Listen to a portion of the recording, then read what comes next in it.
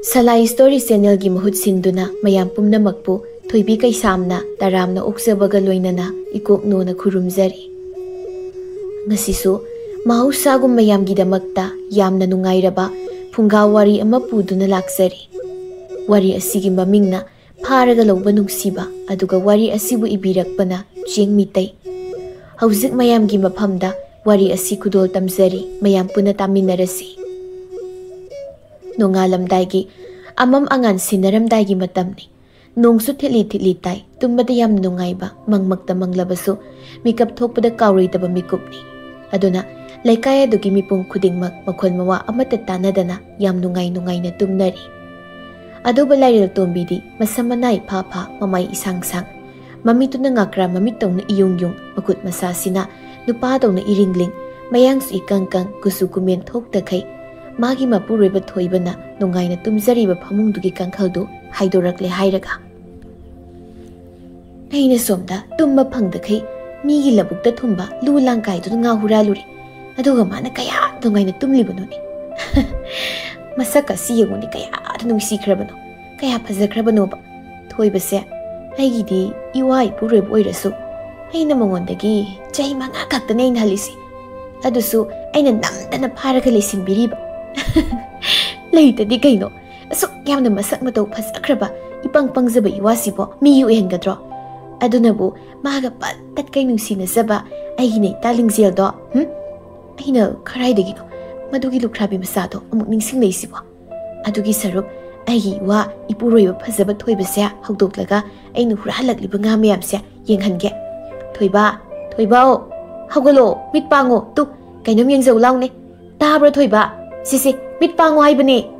Lairen tombina nupagi makhol hairap manba kesinaba khonjel duda thoiba mikap khangtok toklei mikap hek thoklakpaga kangkhaldo haidoklaga masamanai pha ngahing manam inam khai nukmi toroga leirambadu ubada thoiba khangprek khangduna haijinna laurammi Lairen tombina kaino mana toisibo phamungsida koisingda selemi thoiba aine nangin bilairen tombine ba ya Kamay tong lisidi aine hairaga ki aibu pabigano aibu sabigano ima baba ima Lairen tombi thoibagi mataududa ikai nusiya nakiduna mapungning nusina kaplei adubu maduna thoibada akibu oirammi nang mego da sumai tawise kasigi rangda nate laisari gai tagine aduga luhung manumit tubadi Aigi punsida lari makaidi kau sugang gamlaroi. Ai sira na kanmani. Adubu ai nang sinung siman bagi siroi hingdani hingkige na kanduna ayong si pawa hinglibane. Aduga ngasisu nang nai balung manamit na tauba kiba na magtaubiri. Ay yami kai. Pukning siyam nungsi. Ay nadi nang nasana ba nga biyam huralay nati pari ina harang na pautang ginaudog saraga. Nang natawriba mo ang sibo kaino ay ba niya miya? Lairen tumbi, nang kapano? May do hanam tapuro ba? Nang isap to, wari ubasi, ay kainong kaliba kapano? May hayro, hoy, para kay may budi. Siram nida, ay taway luba, laila away ni ure. Aduga di, Lairen tumbi ulit na baywani. Asiyang ba di, ay kipunsise. Lairen tombi larubadagi pukmangi ko. Ma larubadagi yumgi ima iba isa dinawsingasu ay yumdagi tantokpiri. Aduga aigi nungsiraba thawai oirambi lingjel kaso adum kainakre. Lingjel nang kaida leige nang aibu hausiksu lana khalibro ay nangonda laankidi ay hausiksu nang nungsiri. Numitu daidi Lairen tombi na haibu wa thazaduna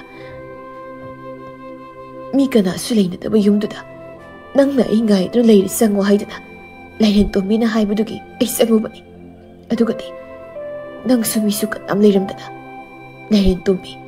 yummadugi thongado gamlaunu lo singkraga ay ngoda mana may pure thoiba oi ma may pairaga nang na nokpuduni hina ki ha sini hina ki haiba ay na sijakragida Nina sunung sibida ipuroy ba na sumahay na kibiba. ꯃꯁꯤꯒꯨꯝꯕ ꯑꯩꯒꯤ ꯏꯃꯥꯒ ꯄꯥꯕꯨꯡꯅ ꯊꯣꯛꯍꯟꯕ ꯉꯥꯛꯇꯅꯤꯀꯣ ꯑꯩꯅ ꯏꯃꯥꯒꯤ ꯃꯕꯨꯛꯅꯨꯡꯗ ꯃꯤꯔꯣꯜꯂꯒ ꯂꯩꯔꯤꯉꯩꯗ ꯄꯥꯕꯅ ꯇꯤꯟꯀꯥꯡ ꯐꯥꯔꯒ ꯆꯥꯈꯤꯕ ꯁꯥ ꯁꯟ ꯍꯥꯜꯂꯒ ꯆꯥꯈꯤꯕ ꯇꯧꯍꯩꯗꯕ ꯊꯕꯛ ꯀꯌꯥ ꯇꯧꯈꯤꯕ ꯑꯗꯨꯒ ꯑꯩꯒꯤ ꯏꯃꯥꯅ ꯃꯤꯒꯤ ꯃꯔꯥꯏꯕꯛ ꯊꯤꯔꯕ ꯃꯆꯥ ꯃꯁꯨꯁꯤꯡꯗ ꯅꯣꯛꯅꯈꯤꯕ ꯀꯌꯥꯗꯨꯒꯤ ꯃꯍꯩ ꯑꯣꯏꯅ ꯑꯩꯅ ꯉꯁꯤ ꯑꯁꯨꯛ ꯊꯤꯅ ꯄꯣꯛꯂꯛꯂꯤꯕꯅꯤꯀꯣ ꯀꯗꯥꯏꯗꯅꯣ ꯑꯩꯅ ꯁꯤꯅꯤ ꯂꯥꯛꯏꯁꯤꯕꯣ ꯁꯤꯔꯣꯏ ꯑꯩꯅ ꯁꯤꯔꯒ ꯑꯩꯒꯤ ꯑꯁꯨꯛ ꯅꯨꯡꯁꯤꯈ꯭ꯔꯕ ꯏꯄꯨꯔꯣꯏꯕꯁꯦ ꯃꯤꯒꯤ ꯑꯃꯨꯛ ꯑꯣꯏꯈꯤꯅꯕꯅꯤ ꯁꯤꯔꯣꯏ ꯁꯨꯛꯁꯤ ꯁꯤꯕꯤꯔꯣꯏ 이쁘로이ꯕꯅ ꯑꯩꯉꯣꯟꯗ ꯀꯤꯕꯕꯨ ꯀꯩꯗꯧꯋꯦꯒꯦ ꯁꯤꯕꯤꯔꯣꯏ ꯍꯨꯔꯥꯜꯂꯛꯄ ꯉꯥꯁꯤꯗꯨꯝ ꯍꯥꯎꯅ ꯆꯥꯊꯣꯛꯃꯤꯟꯅꯔꯒ 이와ꯗ ꯑꯣꯏꯅꯖꯒꯦ ꯑꯗꯨꯕꯨꯅꯦ ꯑꯩꯅ ꯃꯉꯣꯟꯗ ꯑꯣꯏꯅꯖꯒꯦ ꯍꯥꯏꯁꯦ ꯐꯪꯉꯔꯣꯏꯗꯕꯅꯤ ꯑꯩꯅ ꯃꯅꯥꯛꯇꯕꯨ ꯅꯛꯁꯤꯜꯂꯨꯔꯕ ꯑꯗꯨꯝ ꯂꯥꯞꯊꯣꯛꯈꯤꯅꯤꯕ ꯑꯗꯨꯅꯅꯦ ꯑꯩꯒꯤ ꯊꯃꯣꯏꯁꯦ ꯌꯥꯝ ꯋꯥꯏꯌꯦꯕ ꯀꯔꯝꯕ ꯀꯥꯟꯗꯒ ꯅꯨꯡꯁꯤꯕ ꯃꯥꯒꯤ ꯃꯔꯦꯡ ꯃꯥꯟꯗꯒ ꯉꯥꯊꯖꯔꯒ ꯑꯣꯏꯅꯖꯕ ꯐꯪꯂꯛꯀꯗꯣꯔꯤꯕꯅꯣ ꯑꯗꯨꯅ ꯑꯩ ꯁꯛ ꯐꯖꯗꯕ ꯁꯨꯛꯌꯥ ꯌꯥꯗꯦ ꯑꯗꯨꯗꯤ ꯀꯃꯥꯏꯅ ꯇꯧꯔꯒ ꯑꯩ ꯁꯛ ꯐꯖꯒꯅꯤ ꯂꯥꯏꯔꯦꯟꯇꯣꯝꯕꯤ ꯀꯃꯥꯏꯅ ꯃꯁꯛ ꯃꯇꯧ ꯐꯖꯍꯟꯒꯅꯤ ꯍꯥꯏꯕꯒꯤ ꯋꯥꯈꯜ ꯈꯟꯅ ꯈꯟꯅ ꯌꯨꯝꯗꯃꯨꯛ ꯍꯟꯖꯤꯜꯂꯛꯏ ꯁꯣꯝꯗꯅ ꯊꯣꯏꯕ ꯄꯪꯂꯤ ꯂꯥꯏꯔꯦꯟꯇꯣꯝꯕꯤꯗꯒꯤ ꯃꯇꯧ ꯀꯔꯝꯅ ꯂꯥꯞꯊꯣꯛꯁꯤꯒꯦ ꯑꯗꯨꯒ ꯃꯥꯒꯤ ꯍꯥꯟꯅ ꯌꯥꯝꯅ ꯅꯨꯡꯁꯤꯅꯖꯔꯝꯕ ꯂꯤꯡꯖꯦꯜꯕꯨ ꯊꯤꯔꯨꯁꯤꯒꯦ ꯍꯥꯏꯅ ꯈꯟꯗꯨꯅꯇ ꯂꯩꯔꯤ ꯂꯤꯡꯖꯦꯜ ꯅꯪ ꯀꯥꯏꯗ ꯂꯩꯒꯦ ꯑꯩ ꯅꯪꯕꯨ ꯌꯥꯝ ꯎꯅꯤꯡꯉꯦ ꯑꯗꯨꯒ ꯅꯪ ꯑꯩꯒꯤ ꯃꯔꯛꯇ ꯂꯩꯔꯤꯕ ꯑꯔꯥꯟꯕ ꯐꯠꯇ꯭ꯔ ꯋꯥꯈꯜꯁꯤꯡꯁꯦ ꯋꯥꯔꯤ ꯁꯥꯟꯅꯗꯨꯅ ꯆꯝꯊꯣꯛꯅꯅꯤꯡꯉꯤ ꯅꯪ ꯑꯩꯒꯤ ꯑꯁꯦꯡꯕ ꯋꯥꯔꯤꯁꯤ ꯇꯥꯔꯗꯤ ꯑꯩ ꯂꯥꯟꯗꯦ ꯍꯥꯏꯕ ꯅꯪ ꯁꯣꯏꯗꯅ ꯈꯪꯂꯛꯀꯅꯤ ꯑꯗꯨꯒ ꯈꯪꯂꯛꯄ ꯃꯤꯀꯨꯞꯇꯨꯗ ꯅꯪꯅ ꯑꯩꯕꯨ ꯍꯥꯟꯅꯒꯨꯝꯅ ꯁꯣꯏꯗꯅ ꯅꯨꯡꯁꯤꯔꯛꯀꯅꯤ ꯑꯩ ꯂꯥꯏꯔꯦꯟꯇꯣꯝꯕꯤꯁꯤ ꯁꯤꯅꯤꯖꯈ꯭ꯔꯒ ꯑꯃꯨꯛ ꯍꯜꯂꯛꯑꯦꯅꯤ ꯑꯁ ꯃꯥꯅ ꯁꯨꯃꯥꯏꯅ ꯁꯤꯅꯤꯖꯈ꯭ꯔꯒ ꯁꯤꯗꯕꯤꯗ ꯂꯩꯁꯦ ꯐꯅꯗꯤ ꯌꯥꯝꯃꯦꯍꯦ ꯑꯣ ꯅꯣꯡꯁꯤ ꯉꯥꯜꯂꯕꯅꯤꯅ ꯃꯥꯒꯤ ꯃꯁꯛꯁꯦ ꯈꯔꯗꯤ ꯌꯦꯡꯕ ꯌꯥꯔꯦꯍꯦ ꯑꯗꯨꯅ ꯑꯩ ꯈꯪꯕꯗꯤ ꯈꯔ ꯐꯔꯅꯤ ꯊꯣꯏꯕ ꯑꯩ ꯑꯃꯨꯛ ꯍꯜꯂꯛꯑꯦꯍꯦ ꯑꯩꯗꯣ ꯅꯪꯒꯤ ꯃꯇꯧꯗꯨꯗ ꯏꯀꯥꯏꯃꯟꯗꯅ ꯁꯤꯔꯒꯦꯅꯗꯤ ꯈꯟꯕꯅꯦꯕ ꯑꯗꯨꯗꯅꯦ ꯑꯩꯗꯣ ꯅꯪꯁꯤ ꯈꯨꯅꯨꯡꯁꯤ ꯑꯃ ꯆꯥꯗ꯭ꯔꯕ ꯑꯗꯨꯅ ꯑꯩꯗꯣ ꯁꯤꯕ ꯁꯨꯝ ꯇꯟꯁꯤꯜꯂꯛꯑꯦꯕ ꯅꯪꯁꯨ ꯈꯜꯂꯨꯅꯤ ꯑꯩꯅ ꯅꯪꯉꯣꯟꯗ ꯅꯨꯡꯁꯤꯔꯤꯕ ꯁꯨꯃꯥꯏꯅ ꯀꯅꯥꯅ ꯀꯔꯝꯕ ꯅꯨꯄꯤꯅ ꯅꯪꯉꯣꯟꯗ ꯅꯨꯡꯁꯤꯕꯤꯗꯣꯏꯅꯣꯕ ꯍꯣꯏ ꯅꯪꯅꯕꯨꯗꯤ ꯑꯩ ꯁꯤꯛ ꯊꯤꯌꯦ ꯅꯪꯉꯣꯟꯗꯒꯤ ꯑꯩꯅ ꯍꯜꯂꯤ ꯍꯥꯏꯅ ꯈꯜꯂꯝꯒꯅꯤ ꯑꯗꯨꯕꯨꯅꯦ ꯅꯨꯡꯁꯤꯕꯗꯗꯤ ꯁꯛ ꯊꯤꯕ ꯆꯍꯤ ꯂꯤꯕꯗ ꯂꯩꯇꯕꯅꯤꯀꯣ ꯊꯃꯣꯏ ꯐꯖꯕ ꯊꯃꯣꯏ ꯁꯦꯡ ꯅꯨꯡꯁꯤꯕꯗꯨꯅꯤ ꯃꯔꯨ ꯑꯣꯏꯔꯤꯁꯦ ꯅꯠꯇ꯭ꯔꯅꯤ ꯊꯣꯏꯕ ꯃꯥꯅꯦ ꯃꯩ ꯍꯥꯏ ꯇꯥꯏ ꯑꯗꯨꯅꯦꯕ ꯑꯗꯨꯗꯤ ꯑꯩ ꯅꯪꯅ ꯆꯤꯟꯌꯥ ꯁꯦꯡꯅꯕ ꯏꯔꯨ ꯃꯥꯏꯊꯖꯅꯕ ꯏꯁꯤꯡ ꯂꯨꯝꯕꯨ ꯂꯨꯝꯕꯨ ꯑꯁꯥꯕꯗꯣ ꯄꯨꯕꯤꯔꯛꯑꯒꯦ ꯑꯗꯨꯒ ꯅꯪꯅ ꯉꯥ ꯆꯥꯅꯤꯡꯉꯦ ꯍꯥꯏꯕꯗꯣ ꯑꯩ ꯊꯣꯡꯕꯤꯔꯛꯑꯒꯦꯀꯣ ꯍꯤꯍꯤ ꯈꯪꯗꯦꯗ ꯑꯩꯗꯤ ꯅꯪꯁꯦ ꯄꯪꯅꯨꯡꯗ ꯅꯨꯡꯁꯤ ꯑꯗꯨꯅꯅꯦ ꯑꯩꯅ ꯅꯪꯁꯦ ꯃꯄꯥꯟ ꯊꯣꯛꯍꯟꯗꯕꯤꯗ ꯐꯥꯔꯒ 이반이 ꯈꯛꯀꯤ ꯌꯨꯝꯁꯤꯗ ꯊꯝꯂꯤꯕꯁꯦ ꯅꯠꯇ꯭ꯔꯗꯤ 미기 누빠 문비 ꯃꯌꯥꯝꯁꯤꯅꯅꯦ ꯅꯪꯗꯣ ꯑꯩꯉꯣꯟꯗꯒꯤ ꯃꯨꯟꯈꯤꯗꯣꯏꯕ ꯑꯗꯨꯒꯅꯦ ꯅꯪꯁꯨ ꯑꯩ ꯍꯨꯟꯗꯣꯛꯂꯝꯂꯒ ꯁꯤꯟꯒꯦ ꯈꯜꯂꯕ ꯅꯪ ꯑꯗꯨꯝ ꯁꯤꯔꯦ ꯈꯪꯉꯣ ꯑꯗꯨꯗꯤ ꯑꯩ ꯏꯁꯤꯡ ꯂꯨꯝꯕꯤꯔꯨꯔꯒꯦ ꯅꯪꯁꯨ ꯂꯥꯛꯑꯣꯀꯣ ꯃꯁꯤ ꯄꯨꯝꯅꯃꯛꯁꯦ ꯁꯥꯒꯩ ꯅꯥꯇꯩ ꯆꯥꯎꯖꯗꯕ 이슬 이나우 ꯌꯥꯝꯖꯗꯕ 누빠 이탄다 ꯄꯣꯛꯂꯝꯕꯒꯤ ꯑꯋꯥ ꯃꯈꯜ ꯑꯃꯅꯤꯀꯣ 미ꯗꯧꯅ ꯑꯩꯒꯤꯁꯨ 이슬 이나우 누빠 ꯉꯛꯇ ꯇꯔꯨꯛ ꯇꯔꯦꯠ ꯀꯣꯏꯖꯔꯝꯃꯗꯤꯅꯦ ꯑꯩꯁꯦ ꯂꯥꯏꯔꯦꯟꯇꯣꯝꯕꯤꯒꯤ ꯂꯥꯡꯗ ꯊꯨꯔꯝꯃꯣꯏꯀꯣ ꯊꯨꯔꯕꯁꯨ ꯃꯥꯅ ꯀꯩꯁꯨ ꯉꯝꯂꯝꯃꯣꯏꯀꯣ ꯑꯗꯨꯕꯨꯅꯦ ꯑꯩ ꯇꯥꯟꯖꯥ ꯍꯦꯛ ꯐꯪꯕꯒꯅꯦ ꯂꯥꯏꯔꯦꯟꯇꯣꯝꯕꯤꯁꯦ ꯊꯅꯝꯃꯒ ꯑꯩ ꯂꯤꯡꯖꯦꯜ ꯊꯤꯕ ꯆꯦꯟꯗꯤ ꯆꯦꯟꯈꯤꯅꯤꯀꯣ ꯑꯩ ꯑꯗꯨꯕꯨ ꯊꯣꯏꯕꯅ ꯂꯥꯏꯔꯦꯟꯇꯣꯝꯕꯤꯗꯒꯤ ꯐꯅ ꯂꯥꯞꯊꯣꯛꯅꯕ ꯍꯣꯠꯅꯖꯔꯕꯁꯨ ꯂꯥꯏꯔꯦꯟꯇꯣꯝꯕꯤꯅ ꯃꯤꯀꯨꯞ ꯈꯨꯗꯤꯡ ꯊꯣꯏꯕꯕꯨ ꯀꯣꯏꯁꯦꯟ ꯁꯦꯟꯅꯖꯕ ꯌꯥꯝꯅ ꯅꯨꯡꯁꯤꯖꯕ ꯃꯑꯣꯡ ꯃꯇꯧꯗꯨꯅ ꯊꯣꯏꯕ ꯂꯥꯏꯔꯦꯟꯇꯣꯝꯕꯤꯗꯒꯤ ꯄꯥꯛ ꯍꯦꯛꯇ ꯆꯦꯟꯕ ꯉꯝꯂꯝꯗꯦ ꯀꯔꯤꯒꯨꯝꯕ ꯀꯥꯟꯗꯗꯤ ꯂꯥꯏꯔꯦꯟꯇꯣꯝꯕꯤꯅ ꯈꯝꯕꯜ ꯆꯥꯎꯕ ꯍꯦꯃꯟꯈꯤꯕꯅ ꯊꯣꯏꯕꯁꯤ ꯃꯤꯒꯤ ꯑꯣꯏꯈꯤꯒꯗ꯭ꯔꯥ ꯃꯥꯕꯨ ꯊꯅꯝꯂꯒ ꯆꯦꯟꯈꯤꯒꯗ꯭ꯔꯥ ꯍꯥꯏꯅ ꯄꯥꯈꯠꯇꯨꯅ ꯊꯣꯏꯕꯗ ꯂꯥꯏꯔꯦꯟꯇꯣꯝꯕꯤꯅ ꯀꯤꯍꯟ ꯈꯪꯍꯟꯗꯨꯅ ꯊꯝꯕꯁꯨ ꯌꯥꯎꯔꯝꯃꯤ ꯑꯗꯨꯕꯨ ꯅꯣꯡꯃꯗꯤ ꯊꯣꯏꯕꯒ ꯌꯥꯝ ꯂꯨꯅ ꯇꯤꯟꯅꯖꯕ ꯃꯃꯥꯟꯅꯕ ꯇꯣꯃꯥꯜꯗꯨ ꯏꯊꯥ ꯊꯥꯖꯗꯅ ꯊꯣꯏꯕꯒꯤ ꯃꯅꯥꯛꯇ ꯂꯥꯛꯂꯝꯃꯤ ꯇꯟꯗꯤ ꯌꯥꯝ ꯇꯟꯈ꯭ꯔꯦꯗ ꯑꯩꯅ ꯑꯩꯒꯤ ꯃꯔꯨꯞ ꯊꯣꯏꯕꯒꯤ ꯃꯅꯥꯛꯇ ꯂꯥꯛꯏꯁꯦ ꯃꯥꯒꯤ ꯅꯨꯄꯤ ꯍꯤꯡꯆꯥꯕꯤꯅ ꯑꯣꯟꯕ ꯚꯨꯠ ꯃꯥꯟꯕꯤꯗꯨ ꯂꯩꯔꯝꯗ꯭ꯔꯗꯤ ꯐꯅꯤꯗ ꯑꯗꯨꯒ ꯂꯩꯔꯝꯕ ꯊꯣꯛꯑꯗꯤ ꯑꯩꯅ ꯂꯤꯡꯖꯦꯜꯒꯤ ꯄꯥꯎꯁꯦ ꯃꯔꯨꯞ ꯊꯣꯏꯕꯗ ꯃꯇꯧ ꯀꯔꯝꯅ ꯇꯝꯒꯅꯤ ꯄꯥꯎꯁꯤꯗꯤ ꯇꯝꯗꯕꯁꯨ ꯌꯥꯗꯕꯅꯤ ꯑꯗꯨꯕꯨ ꯄꯥꯎꯁꯤ ꯇꯥꯕꯗ ꯑꯩꯒꯤ ꯃꯔꯨꯞ ꯊꯣꯏꯕꯅ ꯍꯔꯥꯎꯒꯗꯕꯗꯣ ꯑꯁ ꯃꯣꯏꯒꯤ ꯏꯪꯈꯣꯜꯁꯤꯁꯨ ꯏꯔꯟ ꯍꯦꯛ ꯂꯜꯂꯗꯅ ꯅꯨꯃꯤꯗꯥꯡꯗꯒꯗꯤ ꯃꯄꯥꯟ ꯊꯣꯛꯄ ꯉꯝꯃꯣꯏ ꯑꯥꯏ नुपा फाबी लेरेन तोंबिसे लई मालिनी माना अईगी मरुप थोइबसे ता तौरगा मरल कया सिजिनबिरगा फारगा नमद्रें लौखिदा अदुगा हौसिकनि युमसिदा अईगी मरुप थोइबसे माना कोइसेन सेनरगा ये लोइबुगुमना लोइरगा थम्मेबा अईगी मरुप थोइबसिसु मबुक मपाउबुदि फैबो मिसोन मिपांग दोइनेक तौरदना अई उरदिने लरेन तोंबिसिना हाना हु बिजरगा हातोदौनि कनानो अखोई थोंगालदा याम हराउना संगैसिना ए असिदी अईगी पुरैबगी ममानबा तोमालदुनिने कईगिनो माना ngasi yam thazadana akhoi la ibadi tema kaino is khonda sidia kaido bala ino marup thoibado udabu sukui wari su sana ge lakpunida ado aigi marup thoibabu leiba natro lei ka haiba yaponti kana khangni aigi nungsibu thoibado pau chat ka muk tamsilamadi mana thoibadi leite ne thoiba leite haiba mabu kadai sakibado karam kanda kade halakani mama gi manakta sakki karam bakan halak tuino di khangde nang mabu ngai gi hairo atude lao imung da phamlaga ngai ru lao ha imung da yani aigi murup thoibana ta khibu da sa do aingon da muk ta da na ba adudi ai mayum do ne salaga unaroge da adubu thadi thaja khidre da aigi murup thoibana ma gi hanagi mama pa gi ne salam ni se tanza to da imung da gi thoibana kana la ke len to be sinu pa shuba wo kana am da lakti ye imung da dum lei biyo he nang sakro kona lao ta talini masigi sakti bi se o marup thoiba aine nangi marup to mal ne ba imung da kaidaruge papa na tholo ha aigi marup ne ba kuireda marup mayang ku na kidaba hoi hoi ai thole to mal nang khangni da nang thoiba yam harauna imung dagi sen thoraklaga tomal da sen sinduna makhut ka paiduna mangona singkhatli larin to be aigi maruki phida puthoro he maru itha thazadana karom dagi no aigi nakta laisi ba aina pakhang ori ba kan dadi ekoi se nukti gi pulambani ko ado ba hujikti punbadi laradana unna phau na khitre ado nang sak sara ba sarak tradi ekoi de sar khasina yareda sak sarak laibani ado nangbu nungari bramaru nasa ka se ison sona uida se sida phamo sondida yongkali yumdagi mapa kya thokta basida sonba man bai wani ado chumna sum lakpro natraga aigi yungi kari paw leke aigi ma pa ba hoi anaye kadi yahude ko kaisu anaye yahude da aidi nang unaning da sum lakpani kamai to miside larin to miside ikai khangde bi hodong dong na sida phamsi laga leiri kaidori to ma nang na murum so laga leiri nati nang bo aingonda wa haini muga leibra leiri de hairo kem tangoi gana maru aise nanga pisak piklingai dagi kul amatta da luna tinaraga sauminarakpa nangi marup thoibaduni hoi hausik pudegi punsi se mawng amada ipa pakhat ikhang khang laga buri leiri ko ado rasu muksil de hanaga sab adu manari ni tawnangbo maru aduna hayuni nang nai ninglibado kari wari urisana kharka naksinge siginu pa phabi siri mawng amani he sigi phibum sidega hairodi laren tombigi bakuta ai soda siba tare kari haidu ne aidi maruka itai maka una da bakoire na harau na yam nungsi na lemina brana sumyeng bulakpani adunga sidi marup suitai masu unna phanglabani na ai yam nungai noini so yam nungsi na lemina sumal aduga itai maleren tombidi laisari ngai dagi hausikna wehena masak phajaram hal adubu pamjaba nungsi jabana manakta lengda leibagini da dubudi tomalgi aroiba wakhraduda laren tombi yam haraurammi asengmar toma nangna haribuduba aibo haujikti sak phajarabrania asengbagini